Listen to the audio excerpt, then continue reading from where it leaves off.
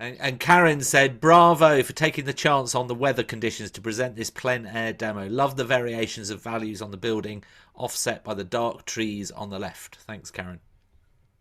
Yeah, that's what one of your patrons here in San Diego, Heather was saying, she really enjoys the show, but when she would come out painting with me here in San Diego, she got to be outside and out of the studio. So we were kind of, when she connected me with Sarah in your department, Yeah. she was hoping that we would kind of, create something that was a little bit different. Yeah, the And best of both worlds.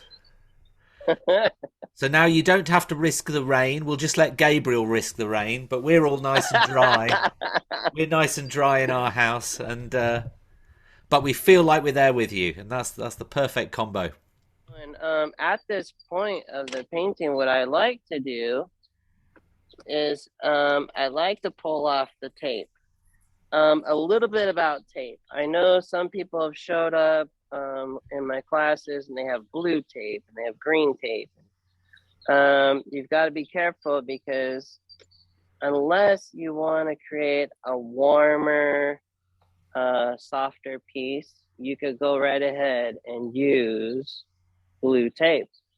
I noticed, and other professional artists have noticed, when they use blue tape, like you get at the hardware store, what's happening there is then your eye is overcompensating and is trying to create a warmer painting because it's so used to seeing the cooler blue. And then the green, that yellow greenish, then your paintings, it's interesting. They start to do this like, the complement to that color. And so that's something to just keep in mind. So I'm taking off this tape because I love, if you've seen a lot of my Instagram videos, you'll see I do videos where I just take off the tape. This is the part of watercolor paper I've always just enjoyed. Just seeing that nice, clean white edge. Some artists like to paint and maybe stretch their paper different.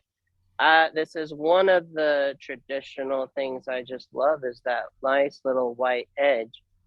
So at this point, what I'm allowing to do right now is just look at my values, and I'm looking at how is this painting going to look without the tape, because this color of tape, it's not white.